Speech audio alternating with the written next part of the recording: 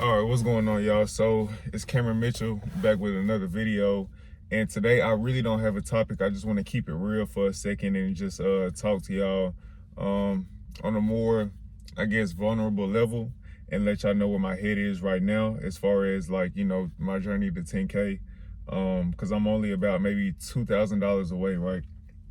But I'm not gonna lie, like, for the past few weeks, I've been contemplating about, leaving this job that I'm at and transitioning into, maybe a higher paying position. Now, I've been conflicted between, going the CDL route, or, getting my level 3 for security. Now, I'm leaning more towards getting my level 3 for security just because I'll be able to still go to the gym, box, be there with my family, you know what I'm saying? And then that way I don't have to leave the city. If I was to get my CDL journey going, I would have to be over the road for at least 6 months. And, that could help me stack my money, but I feel like in other areas I won't be growing as much.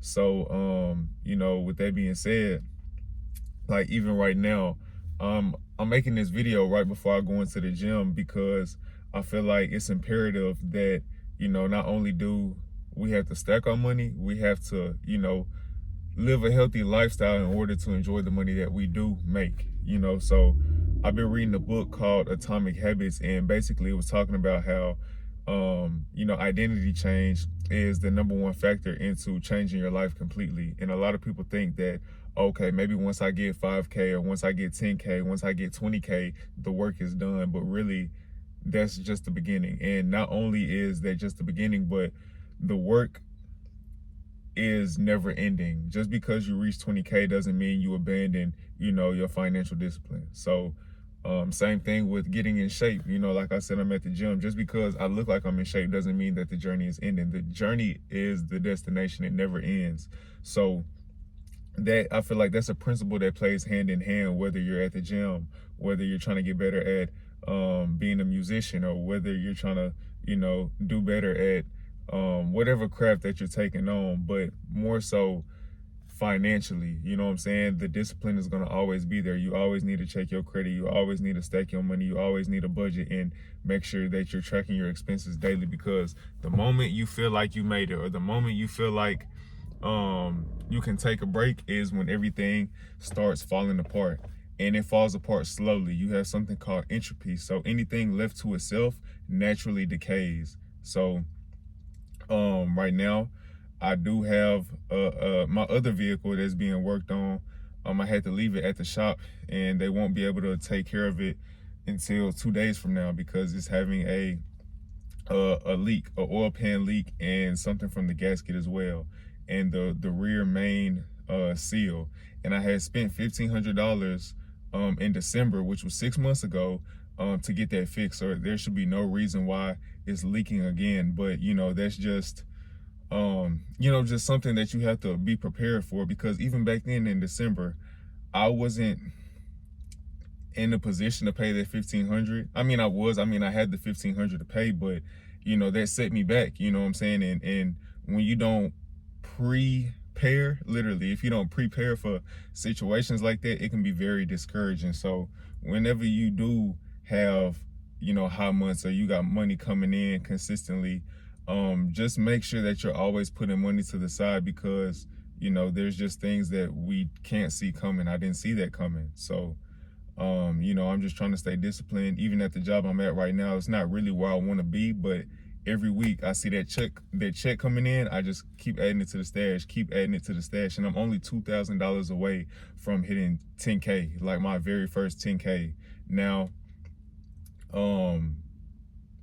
whether if I'm gonna pull it out cash or I'm gonna keep it in my bank account, I'm still contemplating that. I'm leaning more towards keeping it in my bank account. That way I can go ahead and, reach for that next milestone and, stay disciplined, because every time I open up my bank account, that anxiety isn't there anymore like it used to be. Like, I used to open up my bank account and it'll say like $300, $400, or sometimes even less than that. So now that I'm able to open up my bank account and see about $8,000 plus, give or take, it gives me motivation to keep going. Like, damn, I'm only $1,000 away from, $9,000, and then I'll be another $1,000 away from 10,000. It's like, damn, if I can reach 10,000, why not push for 15, 20? You know what I'm saying? And now the habits that I built to get to 20, to get to 5, to get to 10, to get to 15 will help me to get to 30, 40, you know what I'm saying? Maybe even 100 one day. But to say the least, the work never ends.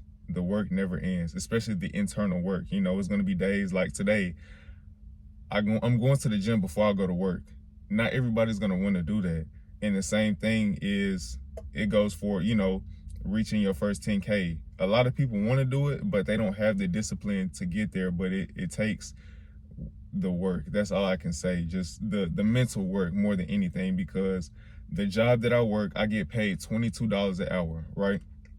I work Sunday through Thursday, technically.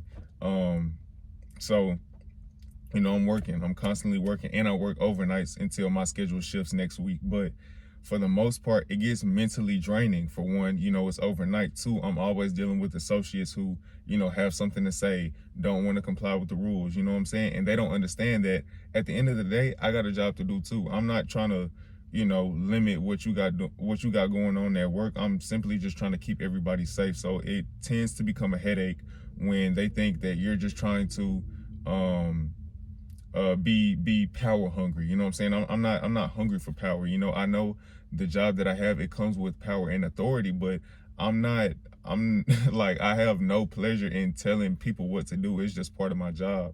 And I feel like that's probably the hardest thing about the job is, constantly having to repeat yourself, constantly having to, make sure that you're on point, because if you don't hold yourself to a certain standard, nobody else is going to hold you to that standard too.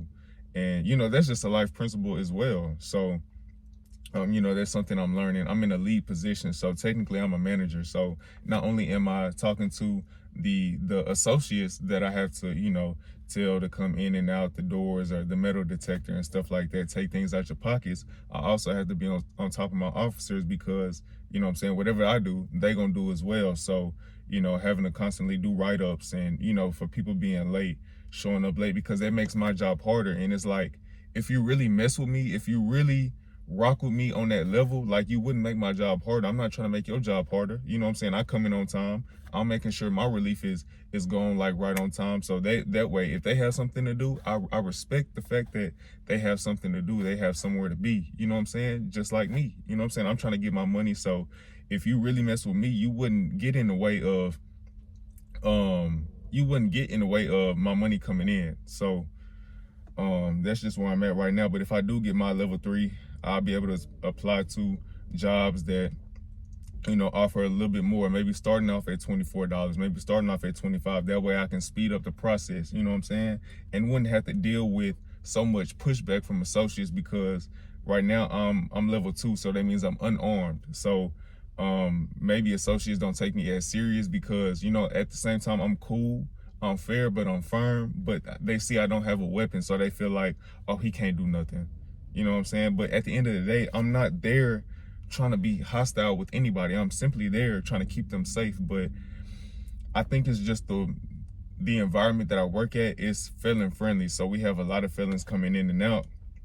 And I guess they're used to being in systems where they are always being controlled, always being micromanaged. But I'm not that type of guy. I'm just trying to keep everybody safe so I can get my check, so you can get your check, and we can just repeat the process. But anyway, I'm kind of just rambling. I really just wanted to sit here and talk, because, I have 2 routes that I want to go: CDL or getting my level 3. But either one, I can't go wrong.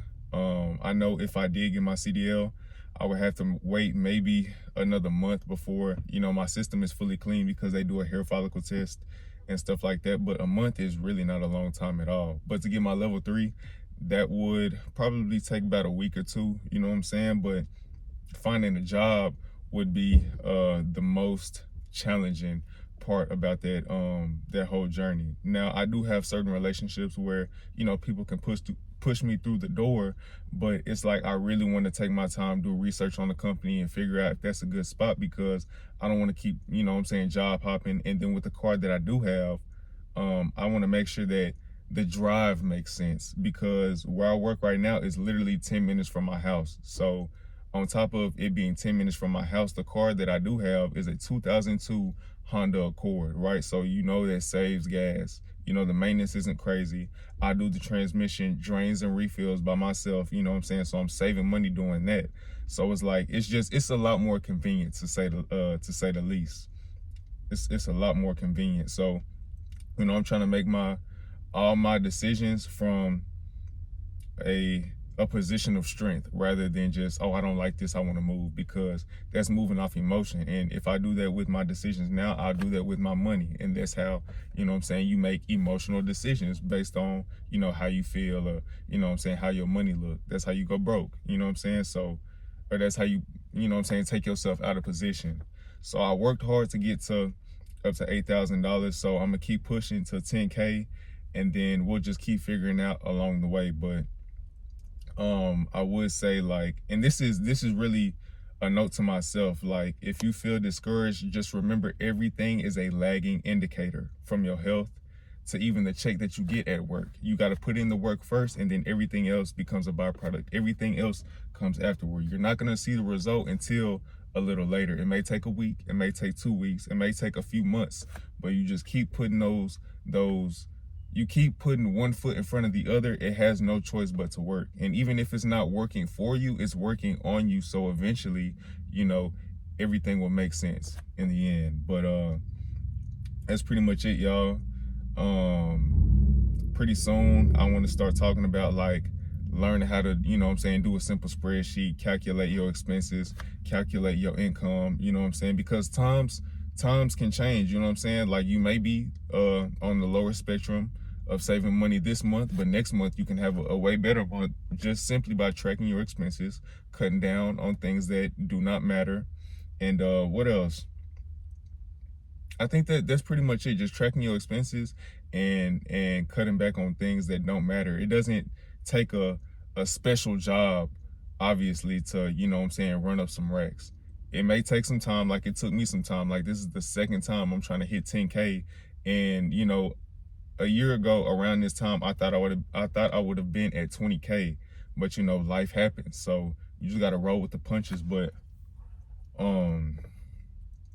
yeah, for the most part, you just got to stay on top of your finances every day. You know, I get overtime occasionally.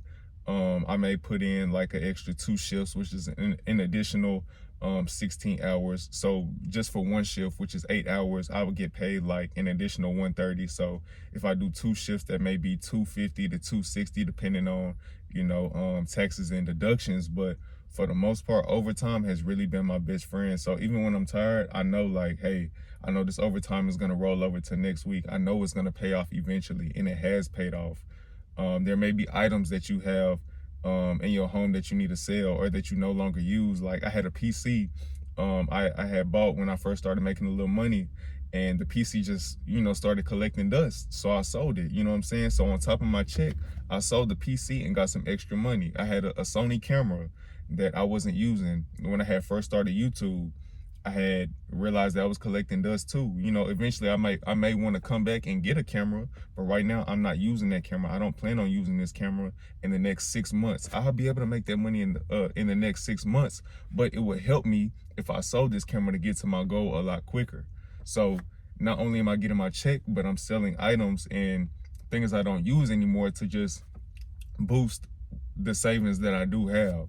So not only are you supposed to be making money, you're supposed to be learning where your money is going to go eventually, because just having money is cool, having a cushion is cool, but knowing what to do with your money when times get hard is even better.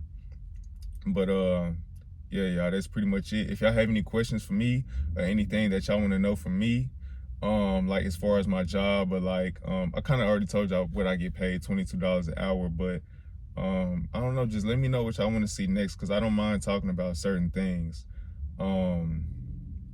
Yeah, so that's pretty much it, y'all. I'll talk to y'all later.